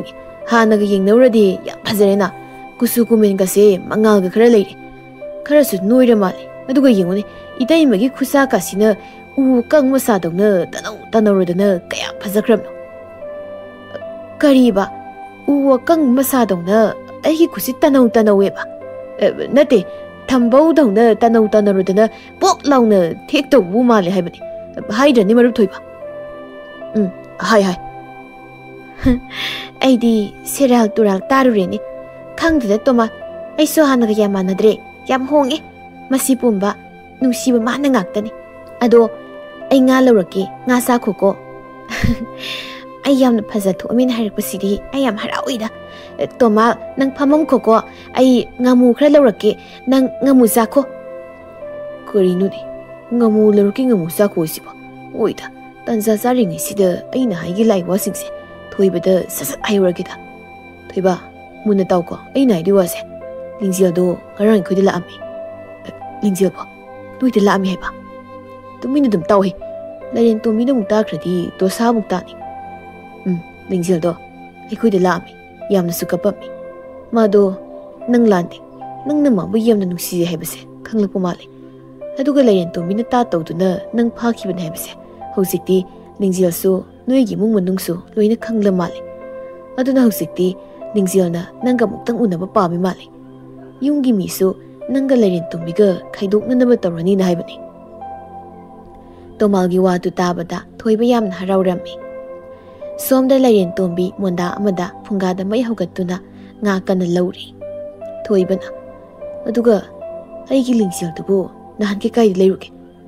ꯃꯌꯨꯝꯗ ꯑꯃꯨꯛ ꯍꯜꯂꯛꯑꯕꯣ ꯁꯤꯁꯨ ꯂꯩꯔꯦꯟ ꯇꯣꯝꯕꯤꯅ ꯁꯤꯟꯕ ꯈꯨꯖꯤꯟ ꯊꯧꯔꯥꯡ ꯉꯥꯛꯇ ꯑꯣꯏꯔꯒ ꯂꯩꯔꯝꯃꯤꯅꯤꯅꯦ ꯂꯤꯡꯖꯦꯜꯒꯤ ꯑꯍꯜꯁꯤꯡꯗ ꯂꯩꯔꯦꯟ ꯇꯣꯝꯕꯤꯒꯤ ꯑꯍꯜꯁꯤꯡꯒꯤ ꯁꯦꯜ ꯈꯔ ꯂꯩꯅꯕ ꯃꯥꯜꯂꯤ ꯃꯣꯏꯗ ꯅꯠꯇꯦ ꯑꯇꯩꯗꯁꯨ ꯁꯦꯜ ꯂꯩꯅꯕ ꯃꯥꯜꯂꯤ ꯃꯗꯨꯒꯤ ꯈꯨꯗꯣꯡꯆꯥꯕ ꯂꯧꯔꯒ ꯂꯩꯔꯦꯟ ꯇꯣꯝꯕꯤꯅ ꯃꯤ ꯅꯦꯛꯂꯒ ꯂꯤꯡꯖꯦꯜꯒꯤ ꯏꯃꯨꯡ ꯃꯅꯨꯡꯁꯦ ꯀꯤꯍꯟ ꯈꯪꯍꯟꯗꯅ ꯌꯨꯝꯗꯒꯤ ꯇꯥꯟꯊꯣꯛꯂꯨ ꯃꯥꯜꯂꯤ ꯑꯗꯨꯒ ꯂꯤꯡꯖꯦꯜꯁꯨ ꯅꯪꯒ ꯂꯩꯔꯦꯟ ꯇꯣꯝꯕꯤꯒ ꯀꯩꯅꯣ ꯐꯥꯏ ꯍꯥꯏꯕ ꯄꯥꯎ ꯇꯥꯕꯗꯒꯤ ꯃꯕꯨꯛꯅꯤꯡ ꯅꯨꯡꯁꯤꯕꯒ ꯁꯥꯎꯅꯤꯡꯕꯒ ꯌꯨꯝ ꯑꯗꯨꯝ ꯊꯥꯗꯣꯛꯂꯒ ꯃꯃꯥꯒꯤ ꯃꯄꯥꯝꯗ ꯂꯩꯔꯨ ꯃꯥꯜꯂꯤ ꯉꯔꯥꯡ ꯅꯍꯥꯟꯗꯒꯤꯅꯤ ꯃꯣꯏꯅ ꯑꯇꯣꯟꯕ ꯁꯦꯟꯁꯤꯡꯗꯣ ꯁꯤꯡꯗꯣꯛꯂꯒ ꯃꯌꯨꯝꯗ ꯂꯩꯁꯤ ꯑꯗꯨꯒ ꯅꯪꯒꯤ ꯑꯁꯦꯡꯕ ꯋꯥꯔꯤ ꯄꯨꯝꯕꯁꯨ ꯈꯪꯕꯗꯒꯤ ꯑꯩ ꯅꯪꯒꯤ ꯅꯥꯛꯇ ꯃꯥꯟ ꯊꯥꯔꯛꯏꯁꯤꯅꯤ ꯊꯣꯏꯕꯅ ꯐꯠꯇꯦꯗꯀꯣ ꯂꯩꯔꯦꯟ ꯇꯣꯝꯕꯤꯁꯦ ꯃꯥꯒ ꯂꯤꯡꯖꯦꯜꯒꯗꯤ ꯌꯥꯝꯅꯁꯨ ꯇꯤꯟꯅꯖꯕꯅꯦ ꯍꯥꯏꯕ ꯑꯗꯨꯒ ꯃꯥꯅ ꯑꯩꯁꯦ ꯃꯥꯒꯤ ꯑꯣꯏꯅꯕ ꯍꯣꯠꯅꯕꯗ ꯇꯧꯔꯤꯕ ꯐꯠꯇꯕ ꯃꯌꯥꯝꯁꯦ ꯀꯔꯤꯅꯣ ꯍꯥꯏꯕꯅꯤꯗ ꯇꯥꯅꯤꯡꯗꯦꯗ ꯅꯪꯁꯨ ꯅꯍꯥꯟꯅ ꯂꯩꯔꯦꯟ ꯇꯣꯝꯕꯤꯁꯦ ꯇꯞ ꯇꯥꯈꯩ ꯐꯨꯔꯒ ꯊꯅꯝꯕ ꯌꯥꯕꯗꯨꯕꯨ ꯅꯪꯅ ꯅꯨꯄꯥꯗꯤ ꯊꯣꯛꯆꯗ꯭ꯔꯒꯕ ꯅꯨꯄꯥꯗꯤ ꯌꯥꯝ ꯊꯣꯛꯏꯍꯦ ꯆꯥꯛꯀ ꯌꯥꯝ ꯆꯥꯈ꯭ꯔꯄꯣꯠꯅꯤ ꯀꯩꯅꯣ ꯑꯗꯨꯁꯨ ꯆꯔꯥ ꯋꯥꯟꯕꯤꯗ ꯑꯗꯨꯗ ꯑꯩꯅ ꯂꯩꯔꯦꯟ ꯇꯣꯝꯕꯤꯁꯦ ꯐꯨꯕꯁꯨ ꯈꯥꯏꯅꯕꯁꯨ ꯌꯥꯔꯣꯏꯅ ꯃꯣꯏꯒꯤ ꯁꯥꯒꯩꯒ ꯈꯨꯜꯒꯤ ꯑꯍꯜꯁꯤꯡꯒ ꯌꯥꯅꯕ ꯑꯃ ꯂꯩꯈꯤꯕ ꯅꯠꯇ꯭ꯔꯗꯤ ꯅꯨꯄꯤꯗ ꯀꯥꯇꯣꯛ ꯀꯥꯔꯟ ꯇꯧꯕꯒꯤ ꯀꯣꯅꯨꯡꯗ ꯏꯁꯤ ꯄꯨꯔꯒ ꯏꯅꯤꯡꯊꯧꯗ ꯋꯥꯌꯦꯜꯍꯟꯒꯅꯤꯅ ꯍꯥꯏꯕꯗꯒꯤ ꯑꯩ ꯇꯨꯃꯤꯟꯅ ꯑꯗꯨꯝ ꯂꯩꯈꯤꯕꯩ ꯋꯥꯅꯤ ꯏꯅꯤꯡꯊꯧꯅ ꯋꯥꯌꯦꯜꯂꯝꯃꯗꯤ ꯑꯩ ꯊꯋꯥꯏꯁꯨ ꯃꯥꯡꯅꯤ ꯏꯄꯥ ꯏꯃꯥꯁꯨ ꯈꯨꯜꯗꯒꯤ ꯑꯗꯨꯝ ꯇꯥꯟꯊꯣꯛꯑꯝꯒꯅꯤ ꯑꯁ ꯋꯥꯔꯤꯗꯤ ꯅꯪꯅ ꯃꯤꯀꯤꯗꯤ ꯄꯥꯡꯗꯕ ꯅꯨꯄꯥ ꯑꯃ ꯑꯣꯏꯖꯔꯒ ꯅꯠꯇꯦ ꯅꯪꯕꯨ ꯅꯨꯃꯤꯠꯇꯨꯗ ꯂꯩꯔꯦꯟ ꯇꯣꯝꯕꯤꯗ ꯅꯪ ꯀꯇꯨꯛ ꯀꯔꯟ ꯇꯣꯃꯥꯜꯒꯤ ꯋꯥꯗꯨ ꯂꯣꯏꯗ꯭ꯔꯤꯉꯩꯗ ꯂꯩꯔꯦꯟ ꯇꯣꯝꯕꯤꯅ ꯉꯥꯃꯨ ꯑꯔꯧꯕ ꯈꯔ ꯂꯥꯗ ꯍꯥꯞꯂꯒ ꯏꯃꯨꯡꯗꯒꯤ ꯆꯦꯟꯊꯣꯔꯛꯏ ꯑꯗꯨꯅ ꯇꯣꯃꯥꯜꯒ ꯊꯣꯏꯕꯒꯗꯣ ꯋꯥꯔꯤ ꯈꯪꯂꯦꯞ ꯂꯦꯞꯄꯤ ꯁꯦ ꯆꯥꯎꯋꯣ ꯇꯣꯃꯥꯜ ꯌꯥꯝ ꯍꯥꯎꯕꯅꯤꯍꯦ ꯊꯨꯝ ꯈꯤꯇꯪꯒꯅꯦ ꯃꯣꯔꯣꯛ ꯑꯇꯦꯛꯄ ꯈꯤꯇꯪꯒ ꯄꯨꯊꯣꯔꯛꯎꯔꯥ ꯌꯥꯝ ꯍꯥꯎꯅꯤꯌꯦ ꯉꯥꯃꯨꯁꯦ ꯑꯍꯤꯡꯕꯁꯨ ꯌꯥꯎꯔꯤ ꯃꯥꯜꯂꯤ ꯑꯍꯤꯡꯕ ꯅꯠꯇꯦꯍꯦ ꯁꯤꯔꯕꯅꯤ ꯂꯧꯕꯗ ꯈꯔ ꯃꯨꯟꯗꯕꯒꯤ ꯋꯥꯅꯤ ꯑꯗꯨꯗꯤ ꯑꯩ ꯊꯨꯝ ꯃꯣꯔꯣꯛ ꯄꯨꯊꯣꯔꯛꯀꯦꯀꯣ ꯍꯣꯏ ꯇꯩꯕ ꯑꯗꯨ ꯊꯣꯏꯕ ꯅꯪ ꯂꯤꯡꯖꯦꯜꯒ ꯑꯃꯨꯛꯇꯪ ꯑꯣꯏꯔꯁꯨ ꯎꯅꯕ ꯂꯥꯛꯀꯗꯕꯅꯤꯀꯣ ꯃꯥꯅ ꯅꯪꯒꯁꯨ ꯂꯩꯔꯝꯅꯤ ꯑꯩ ꯁꯣꯏꯗꯅ ꯂꯥꯛꯀꯅꯤ ꯃꯔꯨꯞ ꯑꯩꯁꯨ ꯂꯤꯡꯖꯦꯜ ꯎꯅꯤꯡꯕꯅ ꯉꯥꯎꯔꯕꯅꯤ ꯑꯗꯣ ꯑꯉꯛꯄ ꯑꯃ ꯍꯥꯏꯌꯨꯔꯥ ꯂꯩꯔꯦꯟ ꯇꯣꯝꯕꯤꯁꯦ ꯃꯁꯛ ꯊꯤꯔꯁꯨ ꯁꯨꯝ ꯂꯩꯃꯤꯟꯅꯔꯛꯄꯒꯤꯔ ꯀꯩꯅꯣ ꯈꯪꯗꯦ ꯅꯨꯡꯁꯤꯕ ꯑꯃꯨꯛ ꯌꯥꯎꯔꯛꯖꯥꯠꯅꯤꯀꯣ ꯑꯗꯨ ꯌꯧꯔꯗꯤ ꯅꯪ ꯂꯩꯍꯧꯔꯣ ꯑꯩ ꯆꯠꯂꯒꯦ ꯑꯗꯨꯒ ꯂꯩꯔꯦꯟ ꯇꯣꯝꯕꯤꯒꯤ ꯉꯥꯃꯨ ꯑꯔꯧꯕꯁꯦ ꯑꯩ ꯄꯨꯈ꯭ꯔꯤꯗ ꯊꯥꯗꯔꯒ ꯍꯤꯡꯂꯛꯄ꯭ꯔꯅ ꯌꯦꯡꯒꯦ ꯆꯠꯂꯦꯀꯣ ꯑꯗꯣ ꯑꯩꯅ ꯍꯥꯏꯕꯗꯨ ꯅꯪ ꯀꯥꯎꯅꯤꯀꯣ ꯂꯩꯔꯦꯟ ꯇꯣꯝꯕꯤ ꯊꯣꯛꯂꯛꯄꯒ ꯁꯤꯗ ꯂꯩꯔꯦ ꯊꯨꯝ ꯃꯣꯔꯣꯛ ꯇꯣꯃꯥꯜꯗꯤ ꯀꯥꯏ ꯆꯠꯈ꯭ꯔꯒꯦ ꯉꯥꯃꯨ ꯉꯥꯛꯇ ꯆꯥꯈ꯭ꯔꯕꯣ ꯆꯥꯗꯦ ꯃꯣꯏ ꯄꯨꯈ꯭ꯔꯤꯗ ꯊꯥꯗꯔꯨꯒꯦꯅ ꯄꯨꯈꯤꯕꯅꯤ ꯍꯥ ꯑꯔꯧꯕꯗꯣ ꯑꯗꯣ ꯇꯣꯃꯥꯜꯅ ꯀꯔꯤꯅꯣ ꯍꯥꯏꯔꯝꯃꯤꯗꯨꯕꯣ ꯀꯔꯤꯕꯣ ꯍꯧꯖꯤꯛ ꯇꯣꯃꯥꯜꯅ ꯅꯪꯒ ꯁꯥꯟꯅꯕ ꯋꯥꯔꯤꯗꯨꯕꯣꯕ ꯀꯩꯁꯨ ꯍꯥꯏꯔꯝꯕ ꯅꯠꯇꯦꯗ ꯅꯪꯗꯣ ꯁꯛ ꯌꯥꯝ ꯐꯖꯊꯣꯛꯑꯝꯃꯦ ꯃꯕꯨꯛꯁꯨ ꯌꯥꯝ ꯐꯔꯝꯃꯦ ꯑꯗꯣ ꯉꯥꯃꯨꯗꯨꯕꯨꯗꯤ ꯃꯨꯟꯗꯦ ꯉꯥꯃꯨꯗꯣ ꯏꯁꯤꯡ ꯑꯗꯨꯝ ꯂꯩꯕꯒꯤ ꯃꯨꯟꯗ꯭ꯔꯤꯅꯤ ꯑꯗꯣ ꯑꯩꯁꯦ ꯑꯁꯦꯡꯕꯒꯤꯁꯨ ꯁꯛ ꯈꯔꯗꯤ ꯐꯖꯔꯕꯅꯤ ꯍꯣꯏ ꯄꯨꯛꯄꯨꯗꯤ ꯍꯥꯟꯅꯗꯒꯤ ꯑꯗꯨꯝ ꯐꯩꯀꯣ ꯃꯁꯤ ꯄꯨꯝꯕ ꯑꯩꯅ ꯅꯪ ꯍꯦꯛ ꯐꯪꯖꯕ ꯑꯩꯒꯤ ꯅꯥꯛꯇ ꯂꯦꯡꯗꯅ ꯂꯩꯕꯒꯤꯅꯤꯀꯣ ꯊꯣꯏꯕ ꯅꯪ ꯑꯩꯒꯤ ꯅꯥꯛꯇ ꯄꯨꯟꯁꯤ ꯆꯨꯞꯄ ꯂꯦꯡꯗꯅ ꯂꯩꯌꯨꯀꯣ ꯂꯩꯕꯤꯌꯣꯕ ꯑꯗꯨ ꯑꯣꯏꯔꯗꯤ ꯅꯪꯅ ꯍꯥꯏꯔꯤꯈꯩ ꯌꯥꯗꯣꯏꯅꯦꯕ ꯑꯗꯨꯗꯤ ꯑꯩ ꯅꯪꯅ ꯆꯥꯅꯕ ꯆꯥꯛ ꯊꯣꯡꯅꯕ ꯇꯧꯔꯒꯦ ꯑꯗꯨꯒ ꯅꯪꯅ ꯄꯥꯝꯖꯕ ꯉꯥꯒ ꯊꯣꯡꯕꯤꯔꯛꯑꯒꯦ ꯍꯣꯏ ꯑꯗꯣ ꯃꯨꯟꯗꯤ ꯃꯨꯜꯍꯜꯂꯨꯀꯣ ꯂꯥꯏꯔꯦꯟ ꯇꯣꯝꯕꯤꯁꯦ ꯑꯃꯨꯛ ꯅꯨꯡꯁꯤꯕ ꯃꯇꯥꯡꯁꯨ ꯌꯥꯎꯔꯛꯏ ꯑꯩ ꯂꯤꯡꯖꯦꯜ ꯍꯥꯟꯅ ꯎꯅꯅꯕ ꯇꯧꯗꯕ ꯌꯥꯗꯦ ꯑꯗꯨꯗꯤ ꯑꯩ ꯀꯃꯥꯏꯅ ꯂꯤꯡꯖꯦꯜꯒꯤ ꯃꯅꯥꯛꯇ ꯆꯠꯇꯨꯅ ꯃꯥꯒ ꯎꯅꯒꯅꯤ ꯂꯥꯏꯔꯦꯟ ꯇꯣꯝꯕꯤꯅ ꯆꯥꯛ ꯊꯣꯡꯕ ꯆꯪꯈꯤꯕꯒ ꯊꯣꯏꯕ ꯂꯤꯡꯖꯦꯜꯒ ꯃꯇꯧ ꯀꯔꯝꯅ ꯎꯅꯕ ꯆꯠꯀꯅꯤ ꯈꯟꯕꯗ ꯊꯣꯏꯕ ꯎꯪꯗꯨꯅ ꯂꯩꯍꯧꯏ ꯃꯔꯝꯗꯤ ꯂꯥꯏꯔꯦꯟ ꯇꯣꯝꯕꯤꯅ ꯊꯣꯏꯕꯗꯣ ꯀꯣꯏꯁꯦꯟ ꯁꯦꯟꯅꯗꯨꯅ ꯂꯩꯕꯅꯤꯅ ꯑꯁꯨꯝꯅ ꯊꯥ ꯑꯃ ꯍꯦꯟꯖꯤꯜꯂꯛꯂꯦ ꯇꯣꯃꯥꯜ ꯃꯔꯛꯇ ꯊꯣꯏꯕꯒꯤ ꯃꯅꯥꯛꯇ ꯂꯥꯛꯇꯨꯅ ꯂꯤꯡꯖꯦꯜꯒꯤ ꯄꯥꯎꯁꯨ ꯑꯃꯨꯛ ꯄꯤꯔꯛꯂꯝꯃꯤ ꯑꯗꯨꯒ ꯂꯤꯡꯖꯦꯜꯅ ꯌꯥꯝ ꯊꯨꯅ ꯎꯅꯅꯕꯁꯨ ꯍꯥꯏꯔꯛꯂꯝꯃꯤ ꯁꯣꯝꯗ ꯂꯥꯏꯔꯦꯟ ꯇꯣꯝꯕꯤꯁꯨ ꯊꯣꯏꯕꯅ ꯅꯨꯡꯁꯤꯕꯤꯅꯕ ꯍꯥꯏꯗꯨꯅ ꯃꯁꯛ ꯐꯖꯅꯕ ꯍꯣꯠꯅꯕꯗ ꯂꯥꯏꯔꯦꯟ ꯇꯣꯝꯕꯤꯒꯤ ꯍꯥꯟꯅꯒꯤ ꯐꯠꯇꯕ ꯄꯨꯛꯆꯦꯜꯗꯨ ꯁꯨꯝ ꯍꯣꯡꯂꯛꯇꯨꯅ ꯃꯕꯨꯛ ꯃꯄꯥꯎ ꯐꯕ ꯅꯨꯄꯤ ꯑꯃ ꯑꯣꯏꯕꯗ ꯅꯠꯇꯅ ꯃꯁꯥ ꯅꯥꯟꯕꯤ ꯅꯨꯄꯤ ꯑꯃꯁꯨ ꯑꯣꯏꯔꯛꯂꯝꯃꯤ ꯑꯗꯨꯅ ꯌꯥꯝ ꯊꯥꯖꯗꯅ ꯂꯥꯏꯔꯦꯟ ꯇꯣꯝꯕꯤꯒꯤ ꯃꯁꯛ ꯃꯇꯧ ꯍꯥꯟꯅꯗꯒꯤ ꯍꯧꯖꯤꯛꯅ ꯍꯦꯟꯅ ꯐꯖꯔꯝꯃꯤ ꯑꯁꯨꯝꯅ ꯊꯥ 3 ꯍꯦꯟꯖꯤꯟꯈ꯭ꯔꯦ ꯇꯣꯃꯥꯜꯅ ꯂꯤꯡꯖꯦꯜ ꯑꯃꯗꯤ ꯊꯣꯏꯕꯒꯤ ꯄꯥꯎ ꯄꯨꯊꯣꯛ ꯄꯨꯁꯤꯟ ꯇꯧꯕꯗ ꯂꯦꯞꯇꯦ ꯑꯗꯨꯕꯨ ꯂꯤꯡꯖꯦꯜꯒ ꯊꯣꯏꯕꯒꯗꯤ ꯍꯧꯖꯤꯛ ꯐꯥꯎꯕ ꯎꯅꯕ ꯐꯪꯗ꯭ꯔꯦ ꯑꯗꯨꯅ ꯅꯣꯡꯃꯗꯤ ꯊꯣꯏꯕꯅ ꯂꯥꯏꯔꯦꯟ ꯇꯣꯝꯕꯤꯗ ꯋꯥ ꯈꯔ ꯍꯥꯏꯔꯛꯂꯝꯃꯤ ꯑꯩ ꯇꯣꯃꯥꯜꯅ ꯍꯥꯏꯔꯝꯕ ꯇꯥꯗꯣ ꯂꯥꯏꯔꯦꯟ ꯇꯣꯝꯕꯤꯗ ꯑꯃꯨꯛꯇꯪ ꯇꯧꯔꯒ ꯌꯦꯡꯂꯒꯦ ꯅꯠꯇꯗꯤ ꯑꯩ ꯂꯤꯡꯖꯦꯜ ꯎꯅꯕ ꯁꯨꯛꯐꯪ ꯐꯪꯗꯅ ꯑꯅꯤꯔꯛ ꯀꯥꯏꯅꯕ ꯇꯥꯔꯦ ꯑꯗꯨꯅ ꯉꯁꯤꯗꯤ ꯂꯥꯏꯔꯦꯟ ꯇꯣꯝꯕꯤꯗ ꯇꯧꯔꯒꯦ ꯑꯩꯁꯨ ꯍꯥꯟꯅꯗꯧꯅꯗꯤ ꯄꯪꯗ꯭ꯔꯃꯤꯅ ꯌꯥꯝ ꯁꯤꯡꯉꯕꯅꯤ ꯂꯥꯏꯔꯦꯟ ꯇꯣꯝꯕꯤꯁꯦ ꯏꯔꯨꯖꯕ ꯂꯣꯏꯈ꯭ꯔ ꯃꯥꯜꯂꯦ ꯑꯗꯨ ꯑꯣꯏꯔꯗꯤ ꯑꯩ ꯊꯋꯥꯏ ꯅꯨꯡꯉꯥꯏꯇꯕ ꯁꯥꯔꯒ ꯍꯦꯛꯇ ꯂꯩꯁꯤꯟꯅꯔꯒꯦꯀꯣ ꯂꯥꯏꯔꯦꯟ ꯇꯣꯝꯕꯤ ꯏꯔꯨ ꯃꯥꯏꯊꯖꯕ ꯂꯣꯏꯔꯒ ꯃꯒꯦ ꯁꯦꯝꯗꯨꯅ ꯊꯣꯏꯕꯒꯤ ꯃꯅꯥꯛꯇ ꯃꯣꯃꯣꯟ ꯅꯣꯛꯅ ꯆꯪꯂꯛꯏ ꯊꯣꯏꯕ ꯑꯩ ꯏꯔꯨꯖꯕ ꯂꯣꯏꯔꯦ ꯑꯗꯣ ꯉꯁꯤꯗꯤ ꯅꯪꯕꯨ ꯀꯔꯤ ꯏꯟꯁꯥꯡ ꯆꯥꯅꯤꯡꯒꯦꯅꯦ ꯅꯪꯅ ꯆꯥꯅꯤꯡꯕꯗꯨꯅꯦ ꯑꯩꯅ ꯊꯣꯡꯗꯣꯏꯁꯦ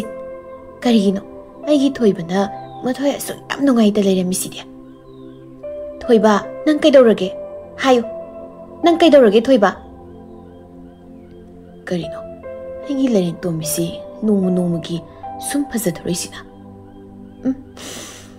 ꯆꯤꯡꯍꯤ ꯃꯅꯝꯁꯤꯅ ꯃꯔꯣꯜ ꯑꯃ ꯅꯨꯡꯁꯤꯔꯤꯕ ꯃꯥꯅ ꯁꯨꯃꯥꯏꯅ ꯁꯨꯝ ꯃꯕꯨꯛꯀ ꯐꯔꯛꯇꯅ ꯃꯁꯛꯀ ꯁꯨꯝ ꯐꯖꯊꯣꯔꯗꯤ ꯑꯩ ꯕꯦꯔꯥ ꯀꯥꯅꯤꯍꯦ ꯀꯩꯗꯧꯔꯒꯦ ꯃꯤ ꯅꯪꯅ ꯅꯊꯋꯥꯏ ꯅꯨꯡꯉꯥꯏꯇ ꯂꯩꯔꯝꯃꯤꯗꯨꯕꯨ ꯊꯣꯏꯕ ꯂꯥꯏꯔꯦꯟ ꯇꯣꯝꯕꯤ ꯑꯩꯒꯤ ꯃꯥꯗꯣ ꯌꯨꯝꯗ ꯌꯥꯝ ꯀꯟꯅ ꯅꯥꯔꯒ ꯂꯩꯌꯦꯅ ꯍꯥꯏ ꯈꯪꯗꯦ ꯁꯤꯗꯧꯔꯦꯁꯨ ꯍꯥꯏ ꯏꯃꯥꯅ ꯁꯤꯔꯝꯗꯥꯏ ꯃꯤꯀꯨꯞꯁꯤꯗ ꯑꯩ ꯑꯃꯨꯛꯇ ꯎꯅꯤꯡꯉꯤ ꯑꯃꯨꯛꯇ ꯌꯨꯝꯗ ꯂꯥꯛꯑꯣꯅ ꯍꯥꯏꯔꯛꯏ ꯑꯩ ꯀꯩꯗꯧꯒꯗꯕꯅꯣ ꯈꯪꯗ꯭ꯔꯦ ꯂꯥꯏꯔꯦꯟ ꯇꯣꯝꯕꯤ ꯌꯨꯝꯗ ꯑꯃꯨꯛꯇꯪ ꯆꯠꯂꯒ ꯏꯃꯥꯒ ꯌꯥꯝ ꯎꯅꯅꯤꯡꯉꯤ ꯀꯅꯥ ꯈꯪꯅꯤ ꯏꯕꯥꯅꯤ ꯌꯨꯝꯗ ꯂꯩꯔꯨ ꯂꯥꯛꯑꯣꯅ ꯍꯥꯏꯔꯛꯄ꯭ꯔꯁꯨ ꯑꯗꯨꯃꯥꯏꯅ ꯇꯣꯃꯥꯜꯅ ꯍꯥꯏꯔꯝꯃꯤꯔꯣ ꯑꯁ ꯑꯗꯨꯗꯤ ꯌꯥꯝ ꯅꯨꯡꯉꯥꯏꯇꯦꯍꯦ ꯑꯗꯣ ꯅꯣꯏꯌꯨꯝꯒꯤ ꯃꯤꯁꯤꯡꯅꯗꯤ ꯑꯩꯁꯦ ꯁꯨꯛꯄꯥꯝ ꯄꯥꯝꯗꯕꯅꯤꯍꯦ ꯑꯩꯁꯦ ꯅꯣꯏꯌꯨꯝꯒꯤ ꯃꯤꯅꯗꯤ ꯀꯥꯛꯐꯩ ꯑꯣꯏꯅ ꯎꯔꯤꯕꯅꯤ ꯑꯗꯨꯅ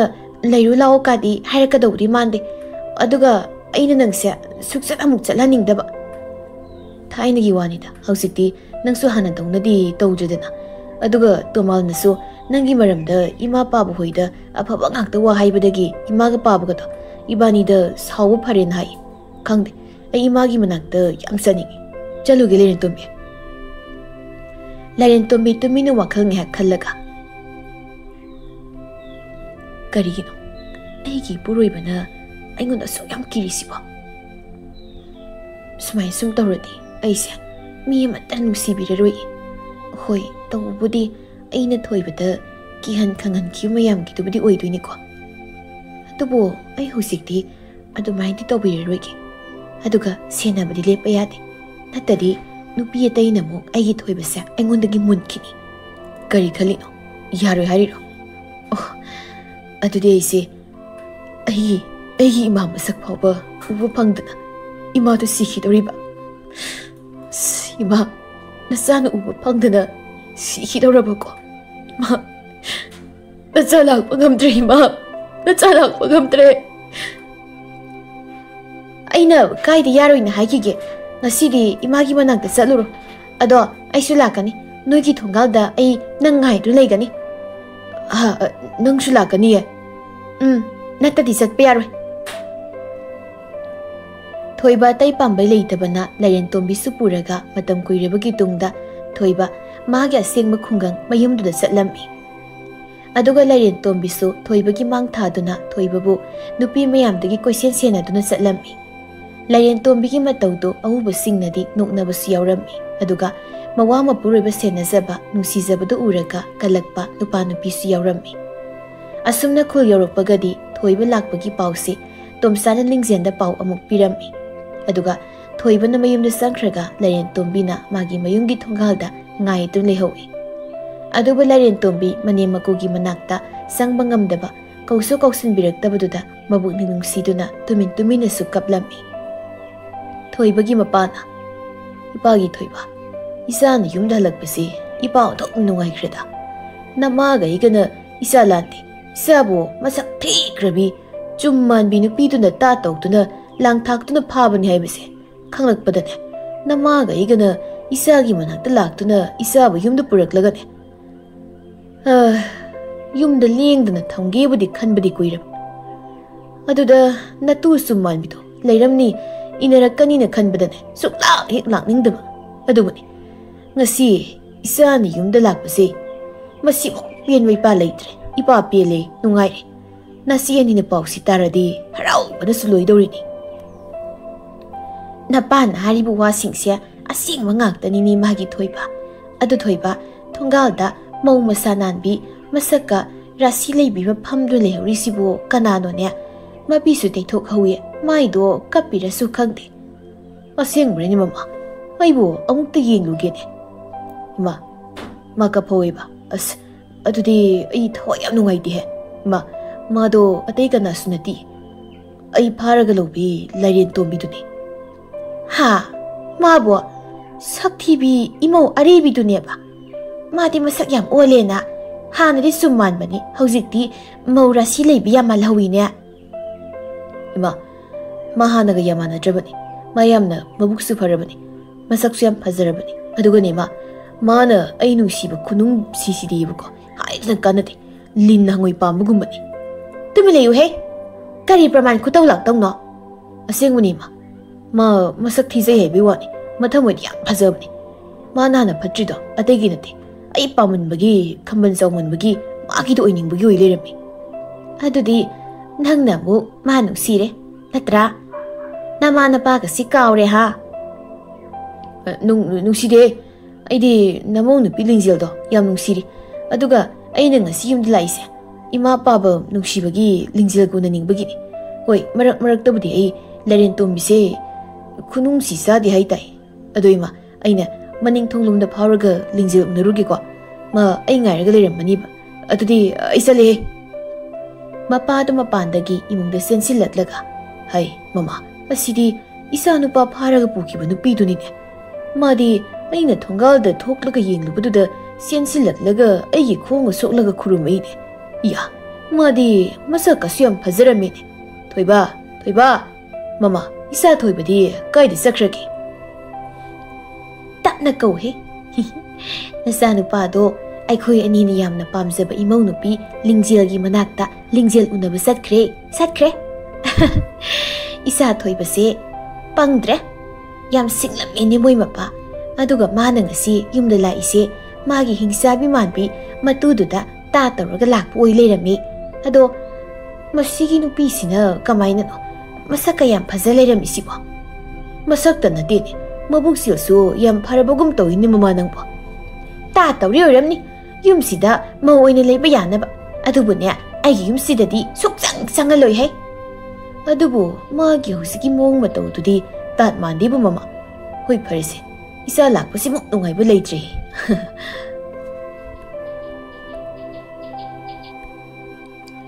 ꯊꯣꯏꯕꯒꯤ ꯃꯃꯥꯒ ꯃꯄꯥꯒꯗꯣ ꯌꯥꯝ ꯍꯔꯥꯎꯔꯝꯃꯤ ꯊꯣꯡꯒꯥꯜꯗꯅ ꯂꯥꯏꯔꯦꯟ ꯇꯣꯝꯕꯤ ꯃꯄꯨꯛꯅꯤꯡ ꯅꯨꯡꯁꯤꯅ ꯊꯣꯏꯕ ꯊꯣꯛꯂꯛꯄ꯭ꯔꯥ ꯍꯥꯏꯅ ꯑꯃꯨꯛ ꯌꯦꯡ ꯊꯣꯏꯕꯒꯤ ꯃꯅꯥꯛꯇ ꯌꯨꯝꯗ ꯆꯪꯅꯤꯡꯂꯕꯁꯨ ꯆꯪꯕ ꯉꯝꯗ ꯌꯥꯝ ꯋꯥꯅ ꯊꯣꯏꯕꯕꯨ ꯉꯥꯏꯗꯨꯅ ꯂꯩꯔꯝꯃꯤ ꯁꯣꯝꯗꯅ ꯊꯣꯏꯕꯒ ꯂꯤꯡꯖꯦꯜꯒ ꯇꯣꯃꯥꯒꯤ ꯌꯨꯝꯗꯨꯗ ꯌꯥꯝ ꯍꯔꯥꯎꯅ ꯅꯨꯡꯁꯤꯅ ꯋꯥꯔꯤ ꯀꯌꯥ ꯁꯥꯟꯅꯗꯨꯅ ꯎꯅꯔꯝꯃꯤ ꯑꯗꯨꯒ ꯃꯇꯧ ꯀꯔꯝꯅ ꯂꯥꯏꯔꯦꯟ ꯇꯣꯝꯕꯤꯒ ꯈꯥꯏꯅꯗꯨꯅ ꯂꯤꯡꯖꯦꯜꯒ ꯊꯣꯏꯕꯒ ꯊꯨꯡꯅꯒꯅꯤ ꯍꯥꯏꯅꯁꯨ ꯇꯣꯃꯥ ꯌꯥꯎꯅ ꯋꯥ ꯀꯌꯥ ꯑꯃꯁꯨ ꯈꯟꯅꯔꯝꯃꯤ ꯑꯗꯨꯒ ꯊꯣꯏꯕꯒꯤ ꯃꯃꯥꯒ ꯃꯄꯥꯒꯁꯨ ꯃꯆꯥꯅꯨꯄꯥ ꯊꯣꯏꯕꯒ ꯂꯥꯏꯔꯦꯟ ꯇꯣꯝꯕꯤꯒꯁꯤ ꯃꯇꯧ ꯀꯔꯝꯅ ꯈꯥꯏꯗꯣꯛꯅꯒꯅꯤ ꯍꯥꯏꯅꯁꯨ ꯋꯥ ꯇꯥꯟꯅꯔꯝꯃꯤ ꯂꯤꯡꯖꯦꯜꯅ ꯑꯩ ꯑꯝꯇ ꯈꯪꯗꯦ ꯇꯥ ꯊꯣꯏꯕ ꯅꯪ ꯑꯩ ꯄꯥꯝꯕꯩ ꯑꯃ ꯇꯧꯔꯒ ꯂꯥꯏꯔꯦꯟ ꯇꯣꯝꯕꯤꯒ ꯅꯪꯒ ꯈꯥꯏꯅꯅꯕ ꯌꯥꯝ ꯊꯨꯅ ꯁꯤꯜꯂꯨꯀꯣ ꯍꯜꯂꯛꯀꯦ ꯂꯤꯡꯖꯦꯜꯅ ꯑꯩꯝꯇ ꯈꯪꯗꯦ ꯇꯥꯊꯣꯏꯕ ꯅꯪ ꯄꯥꯝꯕꯩ ꯑꯃ ꯇꯧꯔꯒ ꯂꯥꯏꯔꯦꯟ ꯇꯣꯝꯕꯤꯒ ꯈꯥꯏꯅꯅꯕ ꯌꯥꯝ ꯊꯨꯅ ꯁꯤꯜꯂꯨ ꯑꯗꯨꯒ ꯏꯕꯥꯅꯤ ꯂꯨꯍꯣꯡꯉꯁꯤ ꯑꯩ ꯅꯪꯕꯨ ꯌꯥꯝ ꯅꯨꯡꯁꯤꯌꯦ ꯇꯥꯊꯣꯏꯕ ꯑꯗꯨꯒꯅꯦ ꯑꯩꯅ ꯂꯥꯏꯔꯦꯟ ꯇꯣꯝꯕꯤ ꯂꯃꯟ ꯈꯨꯝꯒꯦꯅ ꯈꯜꯂꯛꯏꯁꯦ ꯌꯥꯝ ꯀꯨꯏꯔꯕꯅꯤ ꯃꯥꯅ ꯑꯩꯗ ꯅꯠꯇꯅ ꯑꯩꯒꯤ ꯏꯃꯥ ꯏꯄꯥ ꯐꯥꯎꯕ ꯀꯌꯥꯝ ꯋꯥꯍꯟꯈꯤ ꯑꯗꯨꯅ ꯑꯩꯅ ꯍꯧꯖꯤꯛ ꯈꯜꯂꯤꯁꯦ ꯃꯉꯣꯟꯗꯒꯤ ꯅꯪꯕꯨ ꯃꯨꯟꯗꯨꯅ ꯑꯩꯅ ꯂꯧꯕ ꯑꯗꯨꯒ ꯃꯉꯣꯟꯗ ꯑꯃꯨꯛ ꯃꯤ ꯅꯦꯛꯂꯒ ꯐꯥꯍꯟꯒꯦ ꯁꯤꯅꯤ ꯇꯣꯃꯥꯜꯅ ꯃꯗꯨꯃꯛ ꯇꯧꯒꯗꯕꯅꯤ ꯂꯤꯡꯖꯦꯜ ꯑꯗꯨꯗꯤ ꯇꯧꯕꯤꯔꯨꯔꯅꯨꯍꯦ ꯃꯥ ꯍꯥꯟꯅꯒ ꯌꯥꯝ ꯃꯥꯟꯅꯗ꯭ꯔꯕꯅꯤ ꯌꯥꯝ ꯐꯔꯝꯅꯤ ꯍꯣꯏ ꯑꯩꯁꯨ ꯅꯪ ꯌꯥꯝ ꯅꯨꯡꯁꯤ ꯅꯪꯒ ꯑꯃꯨꯛ ꯍꯟꯖꯤꯟꯅꯗꯨꯅ ꯄꯨꯟꯁꯤ ꯆꯨꯞꯄ ꯏꯕꯥꯅꯤ ꯂꯩꯃꯤꯟꯅꯕ ꯄꯥꯝꯃꯤ ꯇꯣꯃꯥꯜꯅ ꯑꯗꯨꯗꯤ ꯂꯤꯡꯖꯦꯜꯅ ꯍꯥꯏꯔꯤ ꯋꯥꯁꯦ ꯌꯥ ꯇꯥꯕ ꯌꯥꯒꯦꯅ ꯂꯥꯛꯏ ꯅꯠꯇ꯭ꯔꯣ ꯑꯩꯒꯤꯁꯦ ꯑꯗꯨꯗ ꯃꯥꯁꯤ ꯃꯤ ꯅꯦꯛꯂꯒ ꯐꯥ ꯄꯨꯟꯗꯅꯗꯤ ꯇꯧꯕꯤꯔꯨꯔꯅꯨ ꯍꯥꯏꯕꯅꯤꯗ ꯅꯪꯗꯤ ꯃꯑꯣꯡ ꯑꯃ ꯇꯧꯔꯝꯃꯤꯅ ꯇꯥꯊꯣꯏꯕ ꯑꯗꯨꯗ ꯈꯪꯗꯦ ꯑꯩꯅ ꯅꯤꯡꯈ꯭ꯔꯗꯤ ꯅꯤꯡꯈ꯭ꯔꯦ ꯑꯩ ꯃꯉꯣꯟ ꯂꯃꯟ ꯈꯨꯝꯗꯕ ꯁꯨꯡꯌꯥ ꯌꯥꯗꯦ ꯃꯥ ꯍꯥꯠꯂꯁꯨ ꯑꯩ ꯍꯥꯠꯀꯅꯤ ꯂꯤꯡꯖꯦꯜ ꯅꯪꯗꯤ ꯐꯖꯅ ꯑꯣꯜꯂꯝꯃꯦꯍꯦ ꯃꯁꯤ ꯀꯅꯥ ꯊꯣꯛꯍꯟꯒꯦ ꯂꯥꯏꯔꯦꯟ ꯇꯣꯝꯕꯤꯅꯤ ꯅꯠꯇ꯭ꯔꯣ ꯃꯥꯅꯦ ꯑꯗꯨ ꯂꯤꯡꯖꯦꯜ ꯃꯇꯝꯗꯨꯗ ꯅꯪ ꯑꯩꯅ ꯍꯥꯏꯕ ꯍꯥꯏꯖꯕ ꯋꯥꯁꯤꯡꯗꯣ ꯊꯥꯖꯕꯤꯔꯝꯃꯗꯤꯕꯀꯣ ꯇꯣꯃꯥꯜꯅ ꯐꯔꯁꯤ ꯍꯧꯈ꯭ꯔꯗꯤ ꯍꯧꯈ꯭ꯔꯦ ꯍꯧꯖꯤꯛꯁꯦ ꯃꯇꯧ ꯀꯔꯝꯅ ꯂꯥꯏꯔꯦꯟ ꯇꯣꯝꯕꯤꯒ ꯊꯣꯏꯕꯒ ꯈꯥꯏꯅꯒꯅꯤ ꯍꯥꯏꯕꯗꯨ ꯈꯜꯂꯨ ꯏꯕꯥꯅꯤ ꯍꯦꯛꯇ ꯈꯥꯏꯅꯕꯗꯤ ꯌꯥꯔꯣꯏ ꯏꯕꯥꯅꯤ ꯂꯨꯍꯣꯡꯂꯝꯗꯥꯏꯗ ꯈꯨꯜꯒꯤ ꯑꯍꯜ ꯂꯃꯟ ꯁꯥꯒꯩ ꯅꯥꯇꯩꯒ ꯌꯥꯅꯔꯒ ꯂꯥꯏꯔꯦꯟ ꯇꯣꯝꯕꯤ ꯏꯕꯥꯅꯤ ꯏꯅꯈꯤꯕ ꯌꯥꯅꯈꯤꯕ ꯋꯥꯐꯝ ꯑꯃ ꯂꯩꯈꯤ ꯃꯔꯝꯗꯤ ꯃꯇꯝꯗꯨꯗ ꯃꯌꯥꯝꯅ ꯑꯩꯅ ꯍꯥꯏꯕ ꯊꯥꯖꯕꯤꯗꯗꯅ ꯑꯩꯅ ꯂꯥꯏꯔꯦꯟ ꯇꯣꯝꯕꯤꯁꯦ ꯃꯤ ꯂꯩꯇꯕ ꯌꯨꯝꯗ ꯊꯣꯡꯂꯣꯟ ꯇꯥꯅꯤꯡꯗ꯭ꯔꯦ ꯃꯗꯨꯏ ꯋꯥꯗꯣ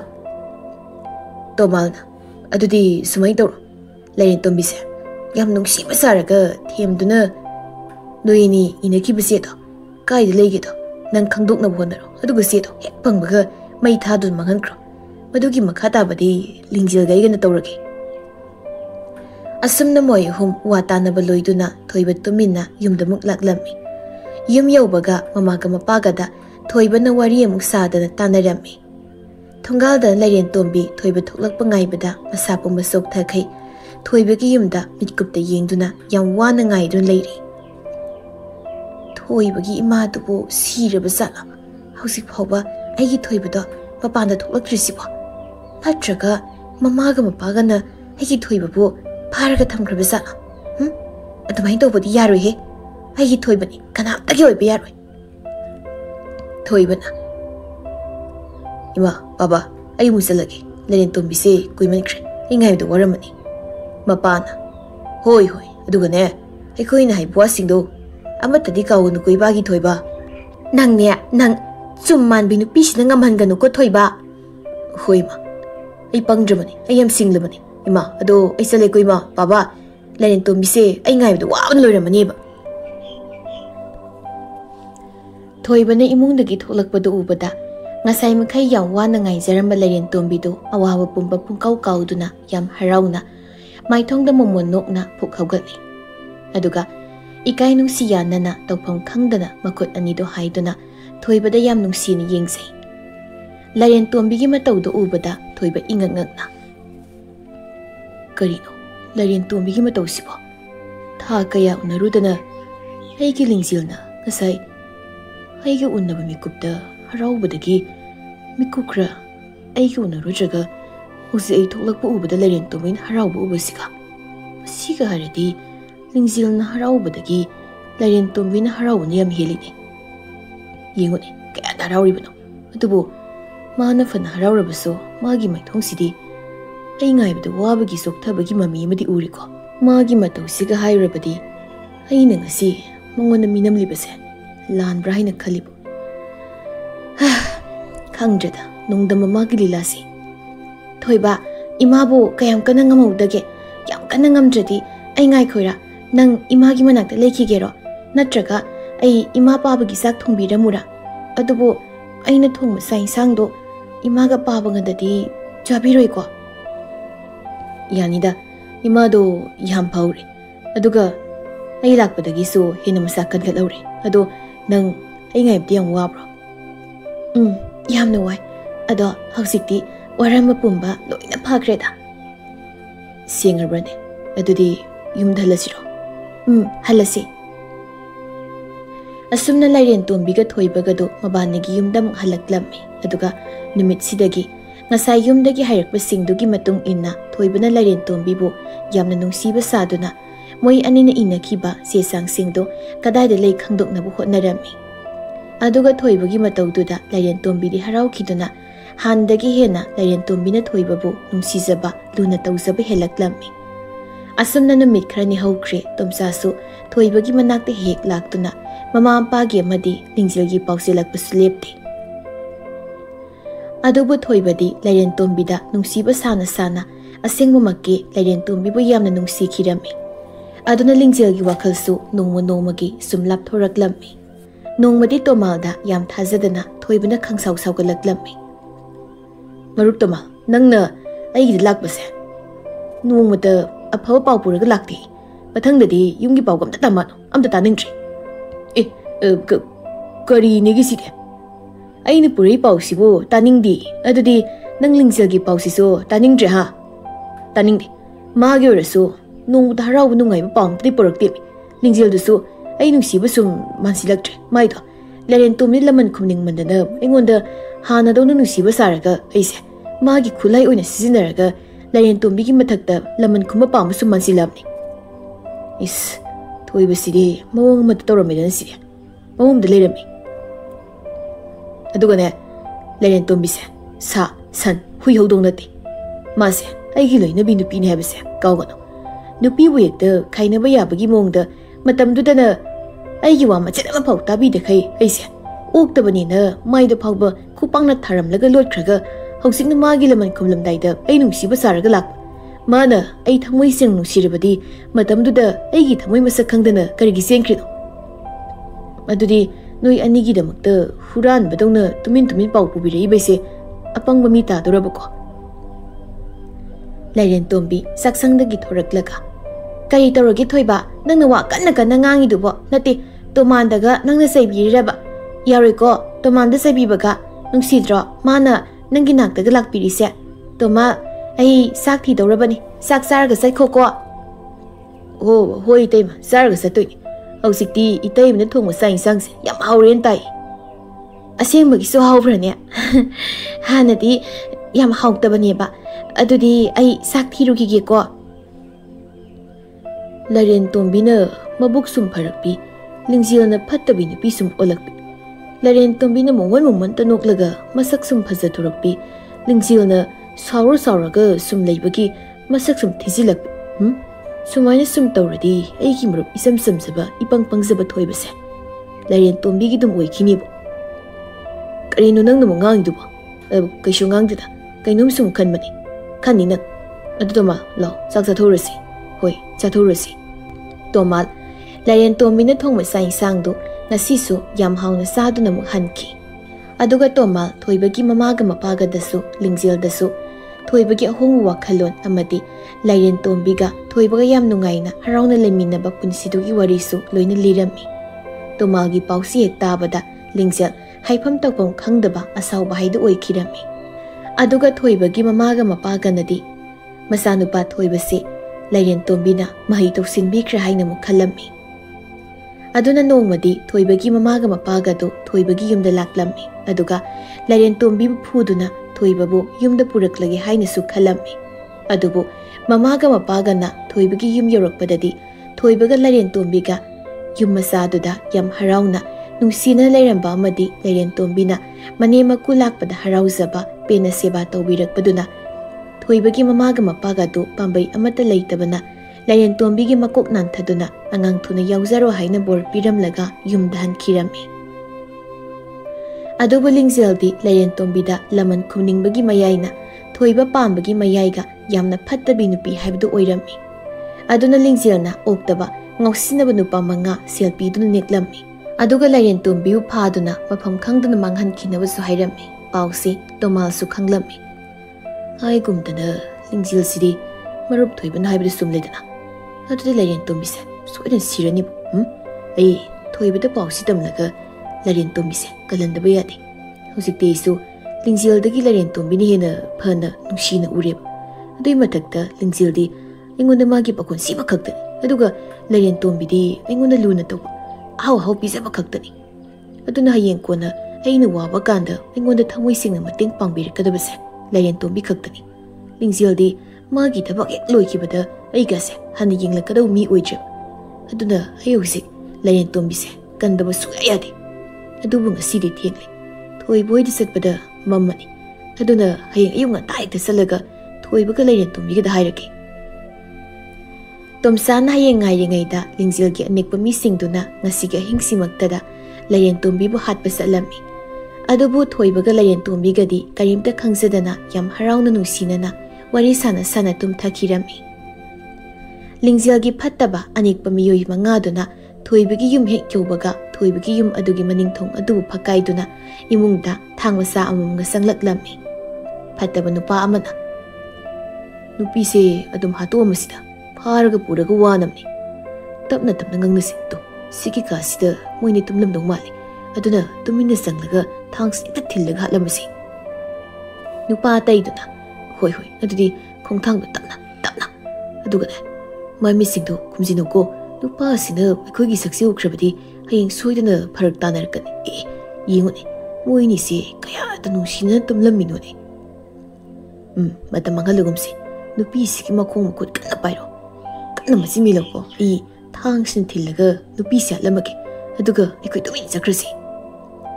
haibaga tawbaga phattaba nupa mangaduna Lairen Tombi bu makhong makhut phasinduna masinmen silaba matung thangna mu mabukta hanjin thinduna Lairen Tombi bu hatok pirami aduga phattaba nupa mangadu sen kirami tawriba mayamdu karisu khangsadana thoibadi angang masa amagumna nungaina tumjari aduga muksu makhutna maraga Lairen Tombi ki mabuktu bu konduna su tumjarami adubu no ngalakpadadi thoiba mikap thoraklami Ngasidi aigi Lairen Tombi se yam nungaina tumida nahan khaidi ma nana gulaga aigi seba tum tawbibani hoida waramani aduna ngasidi aina mu magi seba tawbirage Lairen Tombi nang nungai tumuko ai phaisu supiram gise thoibana Lairen Tombi gi phaisu supi ge ne hek tawbaga thoibana Lairen Tombi gi masadagi I mayam du uraklammi he karina kai dagi ino Lairen Tombi nang kai dore karino aina uribo sibo manglut ai bangno Lairen Tombi nang kai dore ge hayo asuk yam I mayam sibo karai dagi no Lairen Tombi nang mit pago se mit pago Lairen Tombi kanada karigi dabutano aigi Lairen Tombi gi aksangda asuk thina thangna thinduna aigi Lairen Tombi gi thawai puduna chakrisibo oh Lairen Tombi nang tumina karigi dum laibano se hagalo ba ai irosna ba isinglum laoba se hagalo mit pago